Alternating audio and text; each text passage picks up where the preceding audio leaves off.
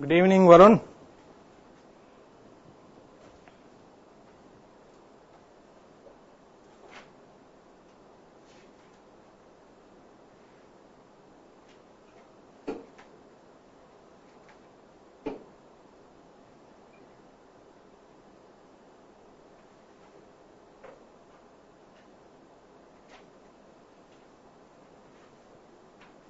Hello.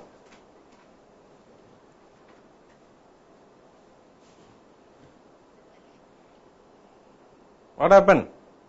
Are you ready?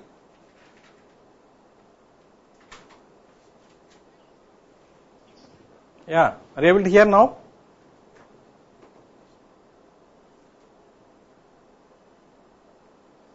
Okay, let's start the class.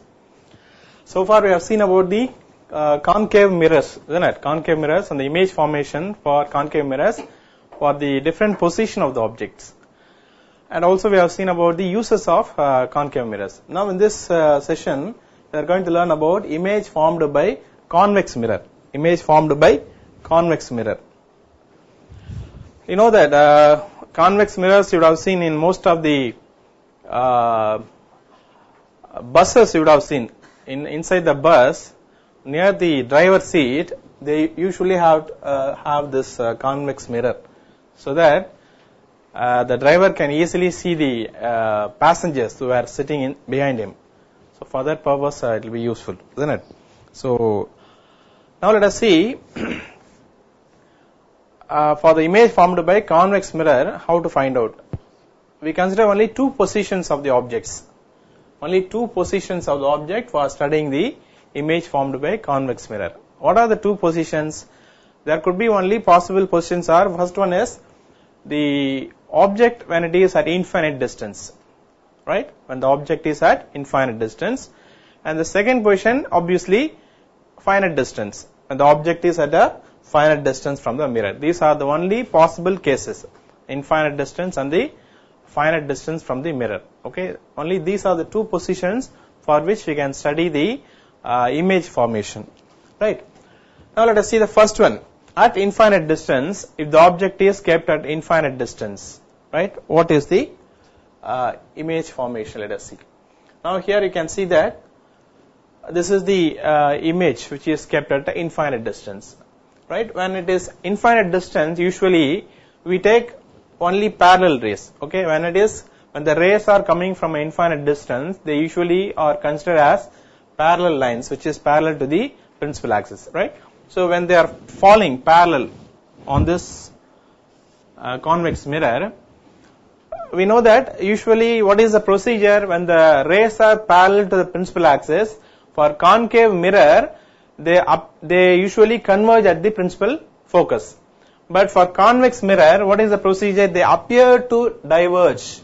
They appear to diverge from the focus, principal focus. So, since it is a convex mirror, image is, when we say image is appear to diverge, usually it is behind the mirror. Because this kind of convex mirrors cannot form the real image, because the image formed by them cannot be caught on the screen. Can you tell me why? Why can't they be caught on the screen?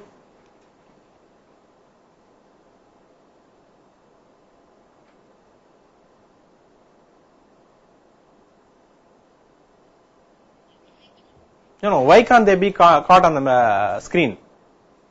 What is the reason for that?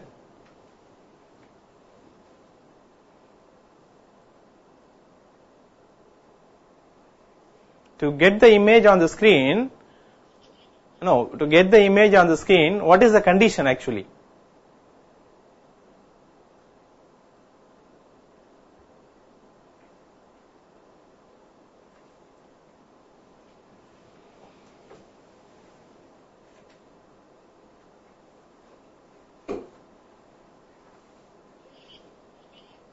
No, if only you get the image on the screen, it is real. My question is, what is the condition? Under what condition you can get the image on the screen?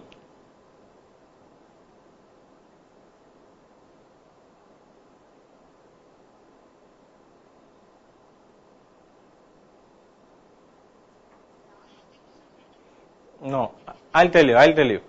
the condition is that when the rays falling on the mirror, after reflection, they should converge at one point. Then only at the point of convergence only we can get the image. Here you can see that they appear to diverge. When they are diverging, where can you get these two lines that is intersecting? It cannot be. Anywhere in front of the mirror, they will never converge or they will never intersect each other. The only point is behind the mirror, they are intersecting at this point. So that is why we say that it is formed behind. Since the image is formed behind the mirror, it cannot be caught on the mirror, caught on the screen. Right? To get the image on the screen, they should converge. The reflected images, reflected rays should converge at one point. Where it is not possible here, that is why we say they appear to diverge from a point. Actually, this is the point of convergence, but here it is not possible because they are diverging. So we say the image is formed behind the mirror. So what is the position of the object at infinite distance? What is the position of the image at the principal focus behind the mirror? At the principal focus behind the mirror. What is the relative size of the image? What is the relative size of the image? Highly diminished and point size. Why? Because it is at a point. The image is formed at a point. So definitely it will be diminished one. Because and also why it is diminished means, if this point is somewhere here, because when these two rays are intersecting at this point, then we can say it is somewhat enlarged. But since it is forming on the same principal axis at a point, the image should be point sized, very, very small. And since it is behind the mirror, we say it is virtual. And also it is straight away to that, definitely will be erect. It is like a mirror, plane mirror. So it will be erect, straight one. So these are the three important points you have to note when the object is at an infinite distance. So this is the one of the possible cases. What is the next case we can see? When the position of the object between infinite distance and the pole of the mirror. This is the pole of the mirror and this is the infinite distance. Beyond that, in between pole and the infinite distance, we take a point here. Any point we can take. Approximately we take one point. Right? Are you able to see the image clearly on your screen?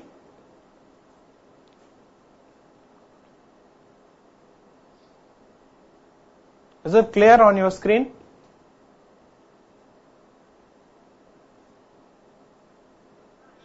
Okay.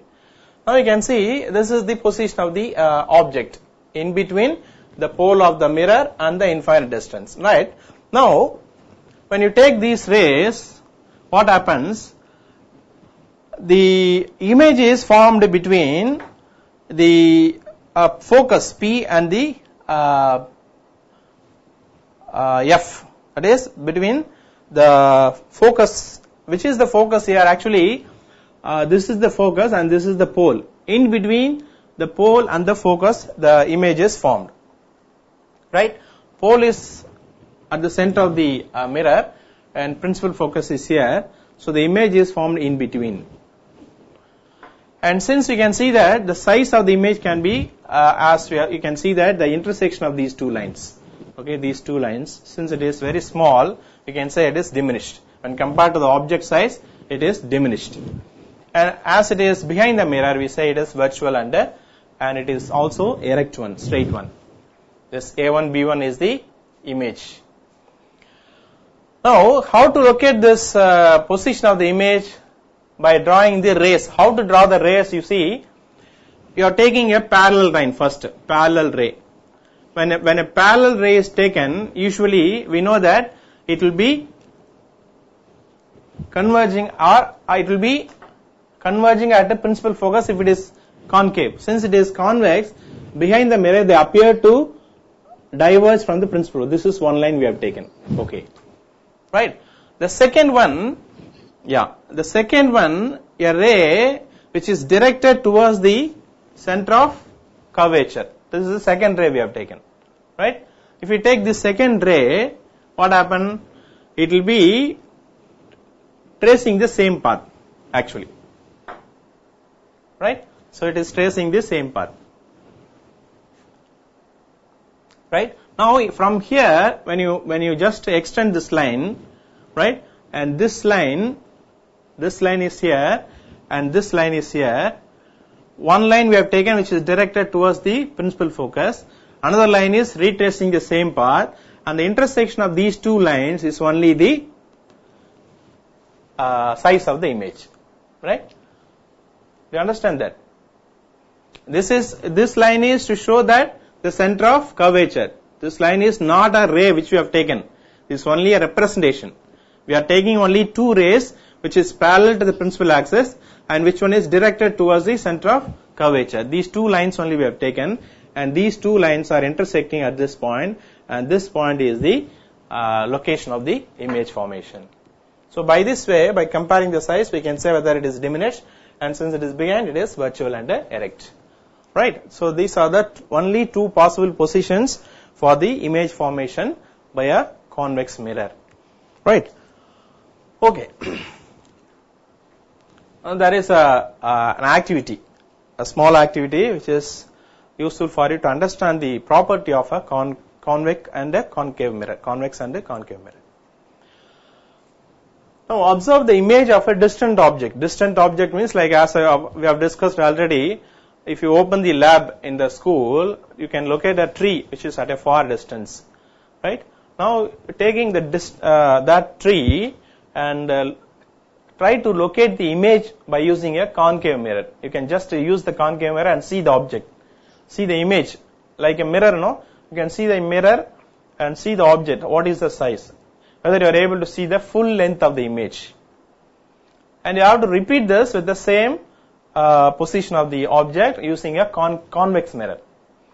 In these two, which mirror will show you the full length of the image? Whether a concave mirror or convex mirror?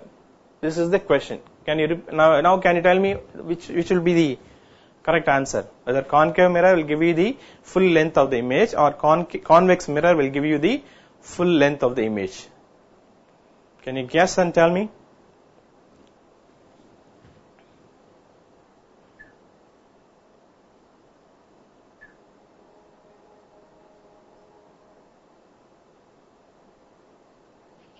Exactly, convex mirror. Because in the beginning itself we have discussed that it is used in the buses nearby the driver to see the passengers, isn't it? That is a convex mirror. So you can see a full image of a tall building or tree in a small convex mirror. Whether even though it is a small one, it can give you the full image of the object. Yeah. Rear view. Now, that is for side mirror. I am not talking about side mirror. I am talking about the usual mirror. Usually, even in some supermarkets, they used to have this in front of the entrance. They will have that inside their entrance, so that when the cashier is counting the money, you can see the mirror, so that the whole part of the entrance will be seen in that. Whoever is misusing or cheating, that can be seen on the mirror. So similarly, one such mirror is fitted in a wall of Agra Fort. If you have a chance to visit Agra Fort, you can see that, right? You can see the full length image of a distant tall building or tomb in the wall of a mirror. On one side of the wall, the mirror is fitted, so that on the other side there is a big tomb. Tomb means it is like Muslims used to build, in Mughal emperors used to build like a Taj Mahal. The top portion is called a tomb, like a semi-spherical in shape, that kind of tomb. So to view the tomb distinctly, you just have to move at a distance suitably away from the mirror, so that you can see the whole size of the tomb on the mirror. This is only for viewing the full portion, because if you view through your eye, you cannot see that clearly. So that by using the mirror, you can see the distant object very clear, and also the full size of the object that can be seen on the mirror. That was used in the Agra Fort. This is one example. You can see here. This is the actual image which is shown by a concave mirror and a convex mirror. A concave mirror, you can see the image is upside down, isn't it? You cannot see the full size of the image. But here you can see the image of the tree very clearly, and also the full size of the image can be seen in the convex mirror. Because this is the useful information which can be applied in our daily life also. Now let us see what are the uses of convex mirrors. As we have rightly pointed out, the rear view mirrors. They are commonly used as a rear view mirrors in the vehicles. And these mirrors, they are fitted on the sides of the vehicles and also inside the cabin also. You can see that there is a middle side near the driver's seat also there is one. And the one which I was telling earlier, usually in the cars in the middle there will be a mirror like this. This is one kind of mirror to see the vehicles which is coming from your back. The other one which I was telling earlier, in the buses they use a spherical shaped mirror like this inside the bus near the driver. Some drivers, they want to see the whole passengers sitting inside the bus, so that if anybody is mischieving, if they are not behaving properly, or if anybody is trying to get down out of the bus, they can easily see in this mirror. For that they will use this. For both the cases, both are convex only. Okay, usually in the cars, this mirror inside the cabin will be used like this. The rear view mirror will be like this. This is the rear view mirror. So that it will enable the driver to see the traffic behind them. So that it will enable or facilitate the safe driving. Especially when you are driving in the 3-lane or 4-lane on the highways, these mirrors are very, very essential. And there was a tip given recently in the newspaper that usually they keep both the rear view mirror at an inclined position. Little bit it will be bent so that the driver can see the vehicles behind them. But usually what they advise, it has to be kept at 90 degree. The mirrors have to be kept at 90 degree so that they can see the full view of the road behind them. Whatever the vehicles comes, they can easily see, so that when they are crossing near the toll gate, usually they used to cross the lanes. From first lane they used to go to third lane, fourth lane. Like that, when they are crossing, if these mirrors are not kept exactly at 90 degree, they cannot see all the 4 lanes. Only 1 or 2 lanes they can see, so that it may lead to accident. Isn't it? So for that only they are asked to keep at the 90 degrees, so that we can see on both the sides all the lanes, so that easily, safely we can cross the lanes. So that was the tip recently given in the newspaper that you have to remember. And why are they preferred? Usually the reason is that they give the erect image, straight image, right? And also they have a wider view as they are curved outward.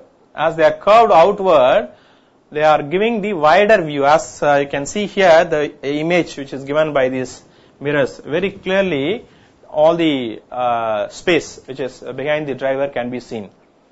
And that is how these mirrors enable the driver to view much larger area than would be possible with the plane mirror. In case of a convex mirror, if you are using a plane mirror, that plane mirror will not cover the wide angle. They will not cover the wide angle, because you know that if it is a concave, that is convex mirror, if it is a plane mirror, you can compare that. The image which is coming on this, falling on this plane mirror will be like a parallel one. So the parallel rays only can be seen. So the image which is beyond these parallel rays cannot be. Suppose if the object is coming here, this cannot be seen by this one. But here, the angle which is covered by this mirror is somewhat wider, so that it will be covering the whole space behind it.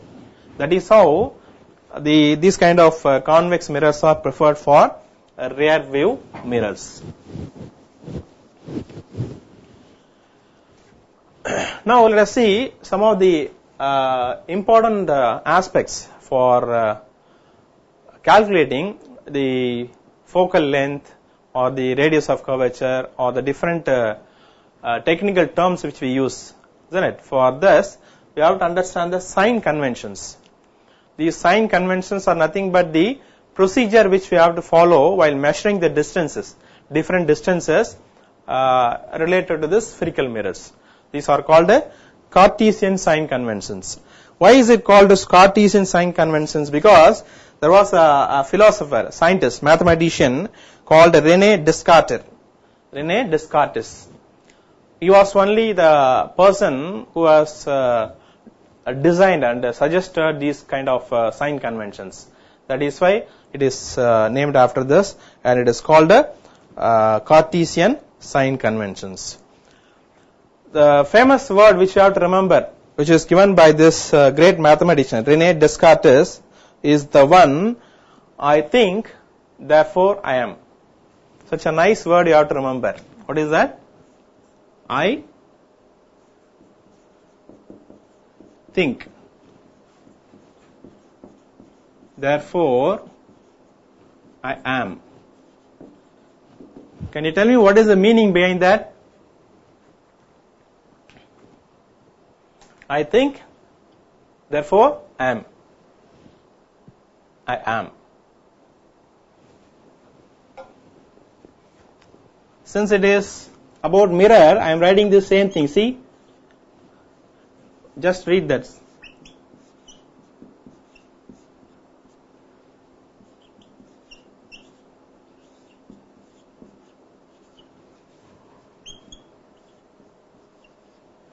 What is that?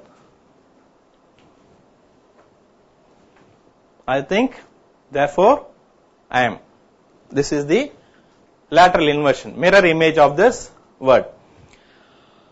This quote or this famous phrase, word or the sentence which is given by René Descartes is the one, I think, therefore I am. Yes, lateral inversion. I think means it can also be applicable for a day-to-day life. If you want to become, you have to think before. As our Abdul Kalam said, first of all you have to dream, then only your dream will be made into reality if you work hard towards that, isn't it? Similarly, if you keep on thinking that you are going to be a great scientist in the future, definitely you will be a scientist in the future. I think, therefore I am. Whatever I think, I have to think strongly. There is a nice Thirukural, whether you remember it or not, which is given by our great poet Thiruvalluvar. Enniya enniyang eidhuba enniyar thinniyaraga perin. What is that? Enniya enniyang eidhuba enniyar thinniyaraga perin. So that is what is given by his. If you think whatever you want to become, if you think strongly, definitely you will be. And this forms the basis for the sign convention. Okay, this forms the basis for sign convention. You just assume so that you will get the result. By mere assumption, right? Generally in mathematics we say, let x be 2, let y be 2, then you will substitute that, you will get the result, no, like that. We assume, then we get the results. By assuming, we get the results. That way, I think, therefore I am. Okay? So, this is the famous quote by René Descartes. This is the one. R-E-N-E, René Descartes. This is the name of the great mathematician who gave this sign conventions. Okay? René Descartes. You have to remember this. Right. T-E-S, Descartes. Okay. Right. Now,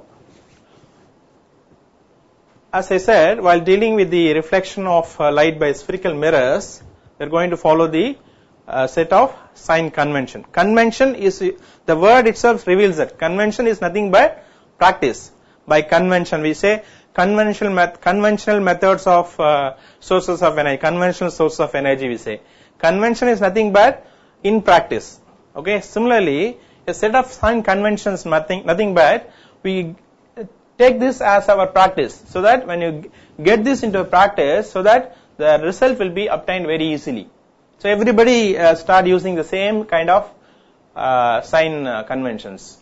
That is why, and they are called a new Cartesian sign conventions. As I said, which is given by this great mathematician. They are called Cartesian sign conventions. And in this sign convention, usually when you measure something, you should have some reference, isn't it? Say for example, if you take the distance of the moon, you cannot say simply at what distance the moon is. We have to refer at one point. Say for example, from the earth the moon is at this distance, or from the sun the moon is at a distance. So with reference to something only we can measure anything. Similarly, here also for any measurement we take this pole of the mirror as the origin. We take this as origin. Generally, even in graph also you know that. In the graph also, for x-axis and y-axis, if you locate a point here, what does it mean? It means that this point is at what distance from the x-axis, at what distance from the y-axis. So that is how we say the x-coordinate and y-coordinate, and we take this as the origin. Isn't it? Similarly, for this kind of measurement in ray optics, we take this pole of the mirror as the origin. From the pole only everything is measured. Yes. The principal axis of the mirror is taken as the x-axis. X-axis of the coordinate system, or we say x dash x. From the x-axis we take the principal axis as x-axis and p as the pole as the origin, right? So these are the points you have to remember. Based on that only we are going to have the sign conventions. There are some 5 sign conventions are there which you have to remember forever. Okay, so when you remember this only, when you are solving the mathematical or numerical problems, it will be easy for you. Right, the first one is the object is always placed to the left of the mirror. Right, to the left of the mirror only the object is always placed. Generally, so far we have seen all the position of the image by keeping object always in the left side, you would have seen. But you may ask questions, sir, if you keep the object on the right side, can we not get the image? Definitely we can get. But as I said, the conventional method we say. For example, if you go to a market to buy vegetables or any provision, right, you would have seen the shopkeeper uses the balance, physical balance. Do you know which side he is using the weight and which side he is using the objects? Do you remember that?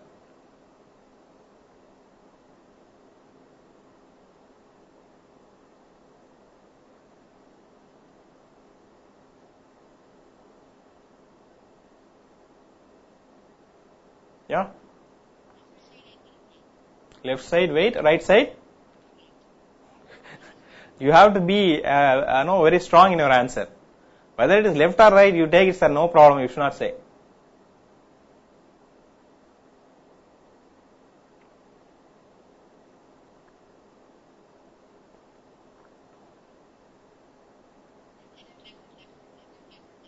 Left side, weighing stones or object, that is object, vegetable or weighing stones.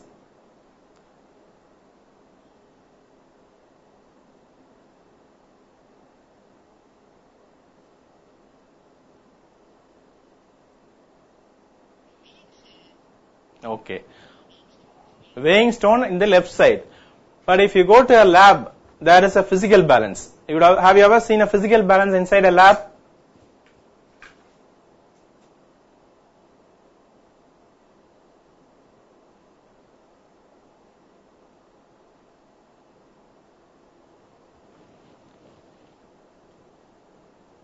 No.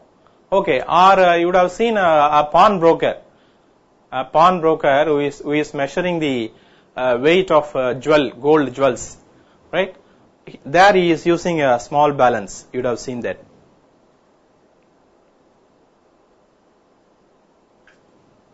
Yes?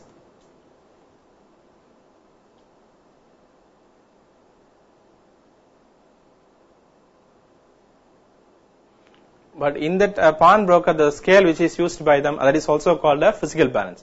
You have to see, because this is one of the basic factors you should have studied in even in 7th standard or 8th standard about this physical balance.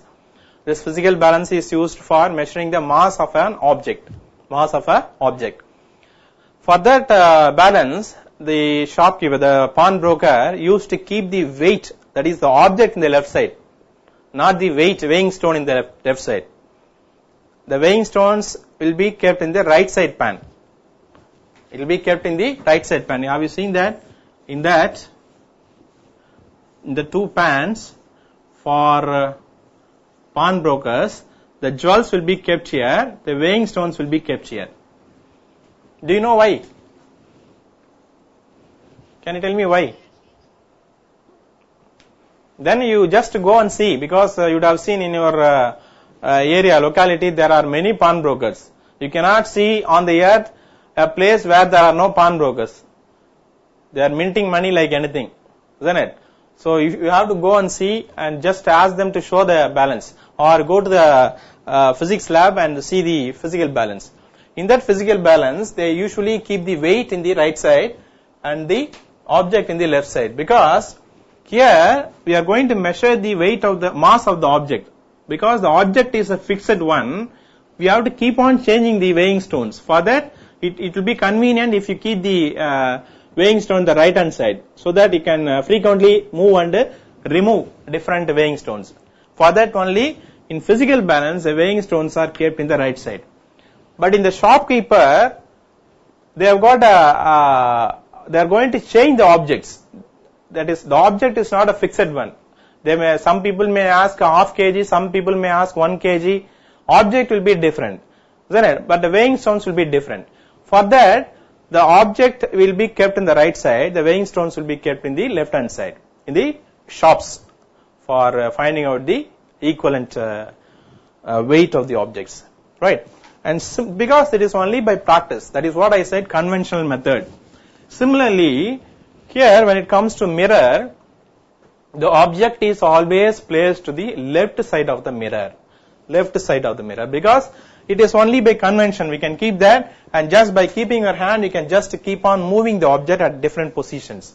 It's only to facilitate the movement of the object for different positions, right? So that you can just look at the mirror and you can see the screen. By coming this side, you can see the screen and see the image of the object, right? So that is the only thing, so that the object is always kept a left side of the mirror, This is the first sign convention you have to remember. Second one is all distances parallel to the principal axis are measured from the pole of the mirror. All distances parallel to the principal axis are measured from the pole of the mirror. What does it mean? All distances parallel to the principal axis. This is the principal axis. Okay.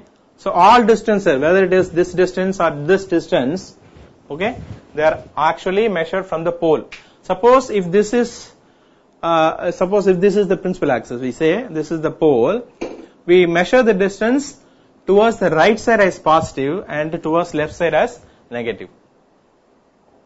Usually it should be measured from the pole, okay. From the pole only the distances are to be measured. This is the second sign convention. And as I have already told you, all the distance measured to the right of the origin, that is right side, usually it is positive. In the graph, you would have seen in the graph x coordinate, y coordinate, you would have seen x axis, y axis. Similar to that, they are right to the origin that is right to the pole, they are positive. To the left, they are negative. They have to be taken as negative. This is the same as the graphical representation. Okay, all the distances should be taken like this. And the fourth one is distances which are measured perpendicular above the principal axis. Perpendicular to the principal axis and above the principal axis, they should be taken as positive. It means that the next one probably will be which is taken below the principal axis. Okay, perpendicular to the principal axis and below that will be taken as negative. That is what the next one says. Distances measured perpendicular to and below the principal axis, they should be taken as negative. So these are the 5 sign conventions we have to remember. Can you recollect and tell me what are the 5 points? Come on, tell me one by one. Let us see whether you are able to recollect.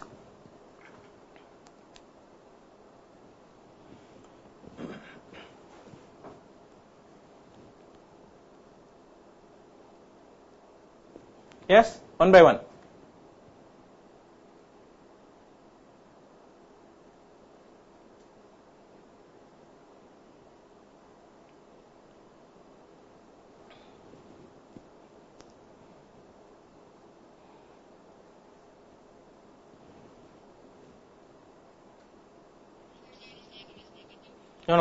No, you have to come in sequence. Okay, that the first point I want. First point. I want it by sequence. First point.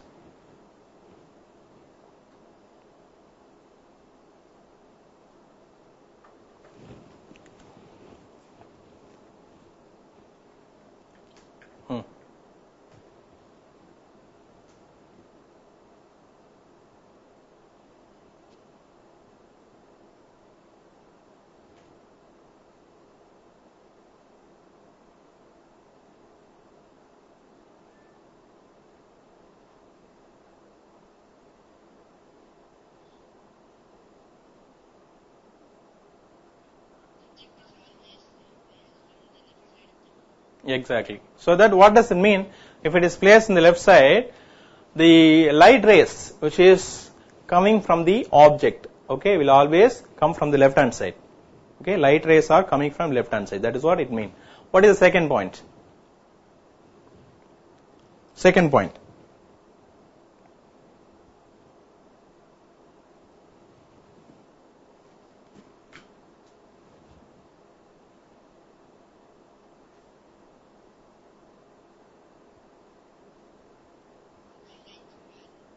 All distances.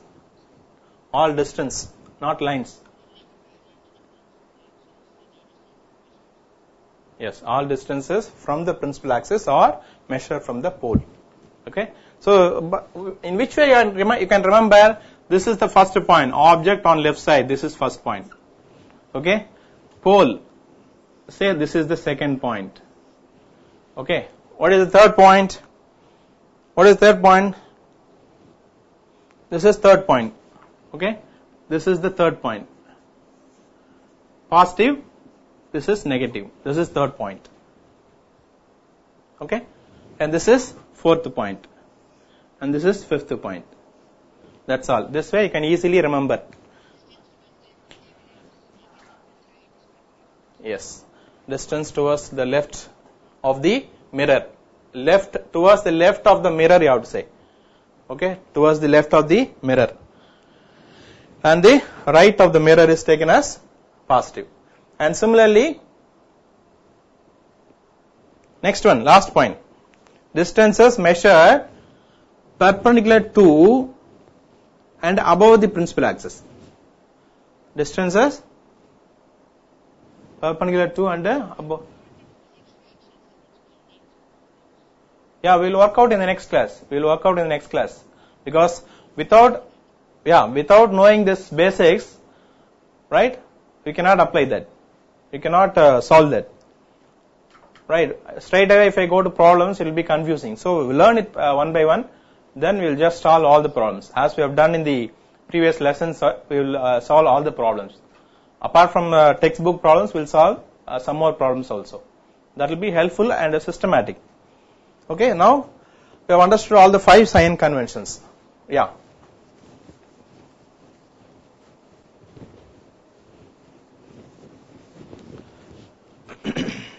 Next one is the mirror formula. Though it is looking very simple, 1 by u plus 1 by v plus 1 by u is equal 1 by f. This derivation is such a big derivation which will be solving or which will be using that in 11th standard probably. In 11th or 12th you will be using this formula which will come around 2 to 2.5 pages derivation. Such a big derivation. But in 10th level you are going to learn only the formula. The mirror formula. Okay, in 11th and 12th you will be deriving this. Okay, just remember that. And here 1 by v and 1 by u and 1 by f. This f is already known to us, which is nothing but the focal length of the mirror. And v and u are nothing but, u is nothing but the object distance, which is measured from the left hand side. Okay, object distance is the distance between the object and the pole. and similarly to the right side of the usually if it is lens we can say right side, but if it is mirror we can say the distance between the image and the pole. Yes, definitely, but not for 10th standard. It's only for 11th or 12th, higher classes only. Such a big derivation. You will learn later in the higher classes, but here you remember the formula alone. Right? Similarly, the distance between the image and the pole is called the image distance. Right? And you know that the principal focus, from the principal focus to the pole, that is called the focal length. That is the f. So 1 by v plus 1 by u is equal to 1 by f is the mirror formula which you have to remember. And this formula is applicable for all situations. It is valid for all situations, for all spherical mirrors, for all position of the object. Whether it is concave mirror or convex mirror or for any position, for all position of the object, this formula is applicable. This formula is applicable, right? That means by varying the position of the object, but different position of the object, you know that the object distance will change. Say for example, at 1 meter you are keeping the object from the mirror. So accordingly you will get the image distance. In case if you are changing the distance of the object from the mirror, accordingly the v will also be changing. The image distance will also be changing.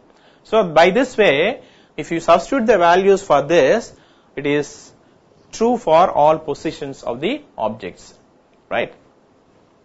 So for finding out these values, that means the numerical problems will be asked to by giving any two of the variables and ask you to find out the third variable.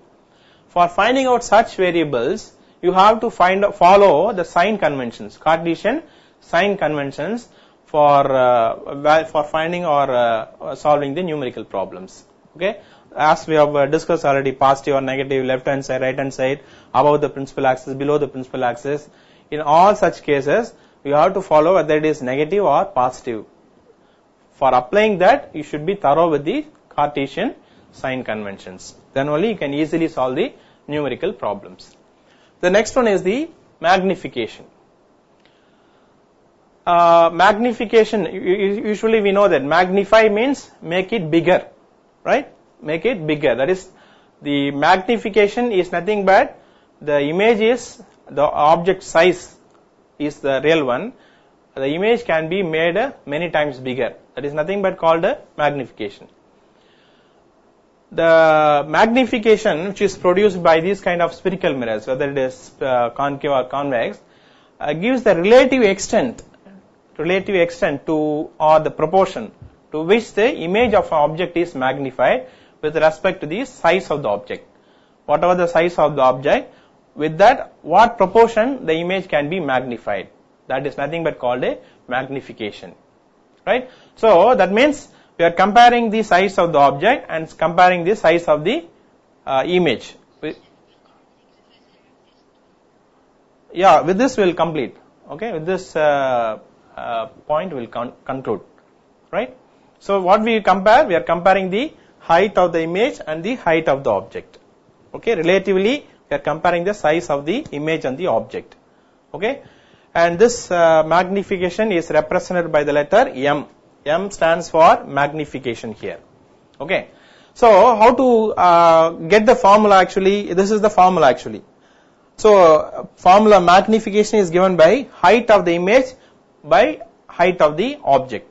Height of the image is given as h dash, height of the object is given as h, and this can also be represented by the image distance by object distance. Okay, height of the object, otherwise object distance. In both the way we can say to find out the magnification, we can find out. But sometimes the magnification may be positive, sometimes the magnification can be negative. It means, how can a magnification become negative if it is diminished to 1? With compared to the object size, if the image size is diminished to 1, then what will happen? The magnification will become minus, negative. That means it is diminished to 1. If it is positive, it will be magnified.